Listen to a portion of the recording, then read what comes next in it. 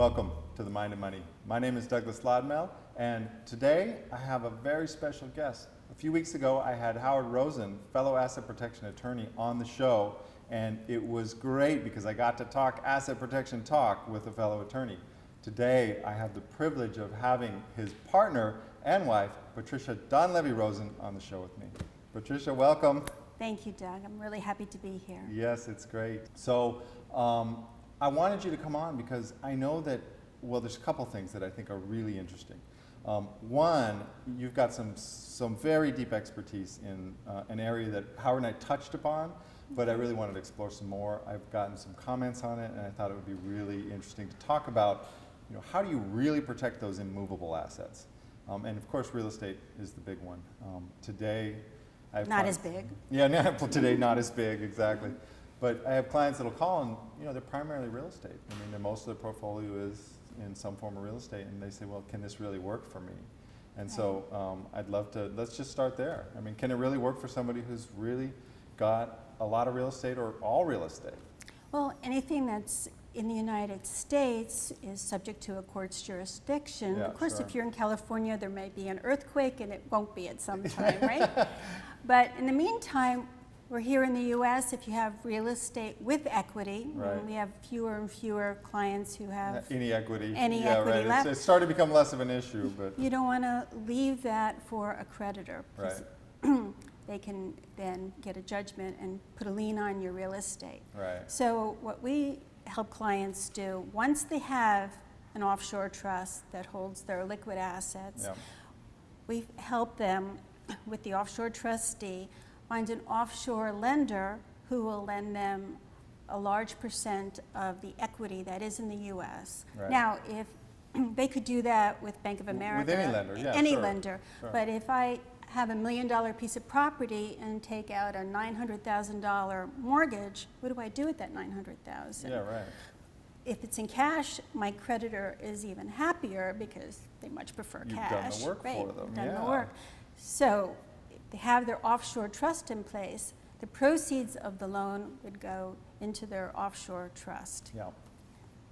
So I've always told clients when it comes to real estate, we can't move the real estate. So we've got to figure out a way to get the value out, the equity.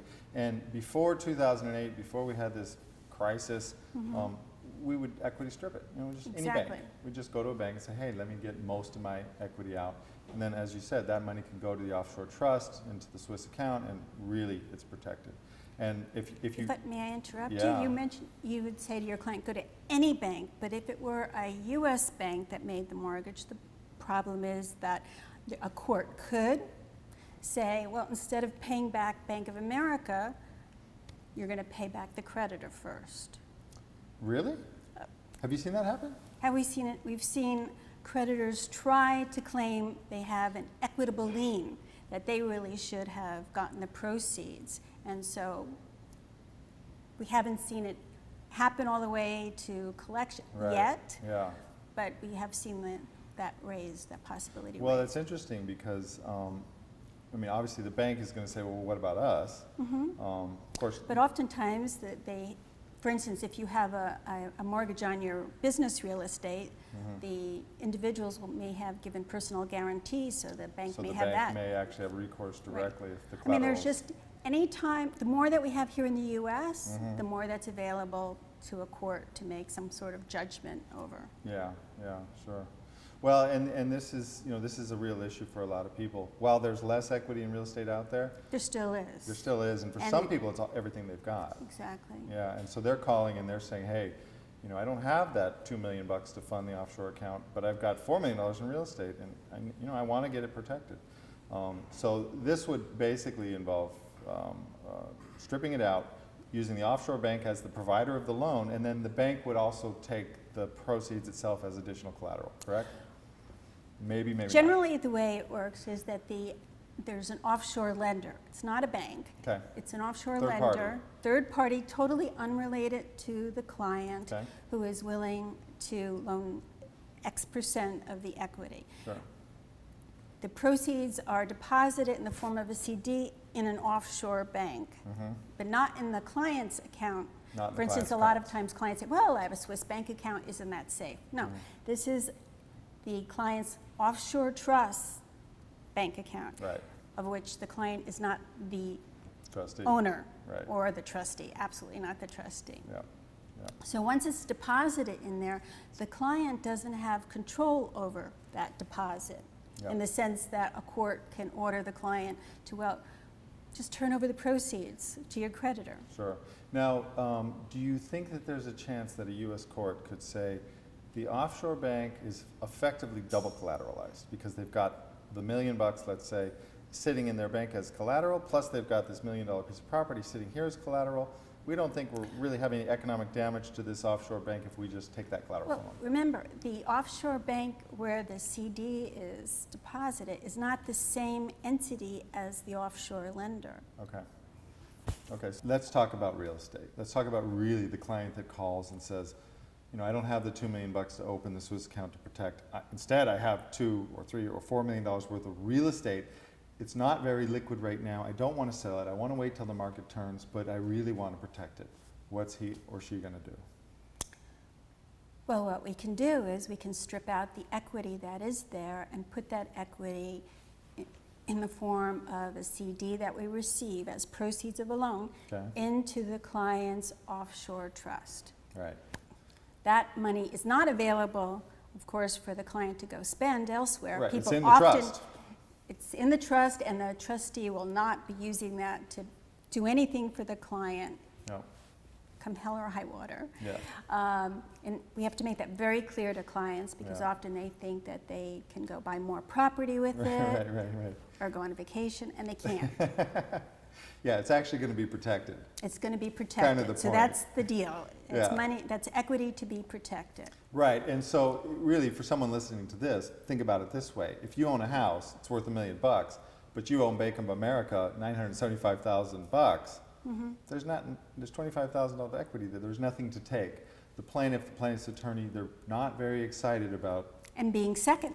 and being And second. being second. Yeah, and paying off a first in order to even try to collect on the second. So the equity strip model, the distinction that you're bringing and the thing that I think that what you do is very cool and unique is that you're doing it all through the offshore setup. In other words, you're Right. having an offshore lender, which there's some advantages to that, yeah? I mean, Well, this is an offshore lender that's friendly to what we're trying to do. Right. And is more flexible, I think, than perhaps Bank of America or Wachovia would be. especially today. Especially today, but even in the past, in the sense that when the client decides that they want to, if they have multiple properties, they want to sell a piece of property, or they want to add a piece of property to the structure, Right. or if the value, those days should come Changes. back, goes up, Yeah, goes up, yes. there can be adjustments made, there's provisions for that. Got it. And the lender is always willing to work with the situation. Right, As right. long as the situation doesn't mean helping another creditor. Right, exactly.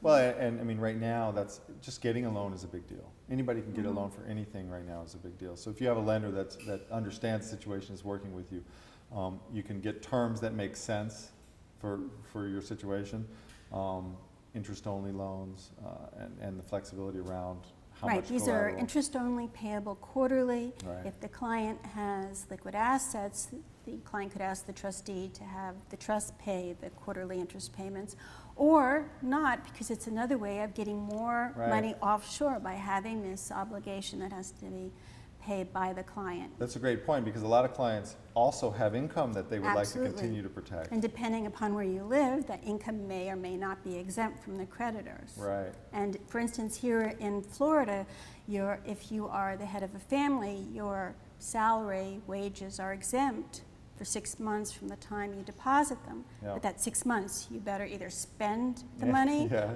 or put it somewhere else that it's safe. Yeah. Can we talk about that a bit, the differences between the states? Because I know you have clients in all 50 states, I'm assuming, yeah? Yes, well, I don't know about all 50, but in a lot of states, all yes. around the country, yeah. So exemptions are different. Yeah, so you have exemptions that you're looking at, and also different ethical considerations about And I'd love to talk about, the ethics of this, because the call I probably get the most is, can I even do this? Is this ethical for me to do? That's the client asking. It's funny, when we first really got into this over 20 years ago, Yeah. my old colleagues in New York would call me and say, Patricia, you were so straight, and I can't believe you're doing that slimy stuff. Yeah, that asset Offshore protection. had like a bad connotation Yeah, it to did it. 20 years ago. It still can, because there Yeah. still are people that are on the internet Yes. offering to Yes. set up structures where you'll never pay your taxes Yeah, again. exactly. We're not doing that. Right. These structures are all, first of all, they're tax neutral. Right. Second of all, we give clients tax compliance memos so Yeah. they know what forms have to be filed. And as far as what an attorney can do for a client, that really does vary a little bit from state to state. Yeah. For instance, there are states who have passed their own asset protection statutes Yeah. with asset protection Quite a trusts. few now. Right, Yeah. and they will have provisions in it that the attorney cannot be held responsible, right? There is no, Right. for doing fraudulent transfers. Then there's states like Florida, where there's a Florida Supreme Court case that says the attorney who helps a client do a transaction, and if it turns out to be a fraudulent transaction, the attorney has no personal liability unless he or she benefited from it. For instance, Benefited. was a party, not that you got paid for your work, Right. but that you benefited. Now, as far as a client, what a client feels is ethical to do, Yeah. I think that's a personal matter Yeah. as to how far one is willing to protect oneself from one's possible creditors. Mm-hmm. I've had people say to me, well, I'm a very religious person. I believe if I incur a debt, I must pay it. Mm-hmm. Nothing stops you from paying your just Right. debts. Yes, But you're that's free more to do it. just debts in your opinion, Yeah. based on your morals and ethics, Yeah. not based on some courts. Yeah. And many of those people have come back and they've been sued by people, what they feel is not right. Yeah, yeah. And this would put them in a position to say, I'm not doing that. Well, I agree with you 100%. I feel like what we do as asset protection attorneys is put the choice with the client Exactly. instead of with the court. With the courts and also with the other person, because Right. even if the court doesn't decide against you, Mm-hmm. just the fact that you are so vulnerable to a lawsuit, there are people out there who love to sue. Yes. Be it because that's Yes. how they make their living, Yes. or because they have enough money that to them, they don't like you, they're going to make you suffer. Yeah. And this protects you from such people. It really does, and it is. It's a huge deterrent effect. It's what I always talk about as the primary benefit of asset protection. It's just simply deterrent. I mean, if you are the kind of person that looks like you're really tough, and you don't get in any fights because people think you're tough, it really doesn't matter how wimpy you are.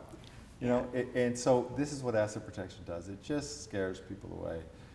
And that's the biggest benefit. Not the actual winning of the fight if you get into it, but the avoiding of the fight altogether.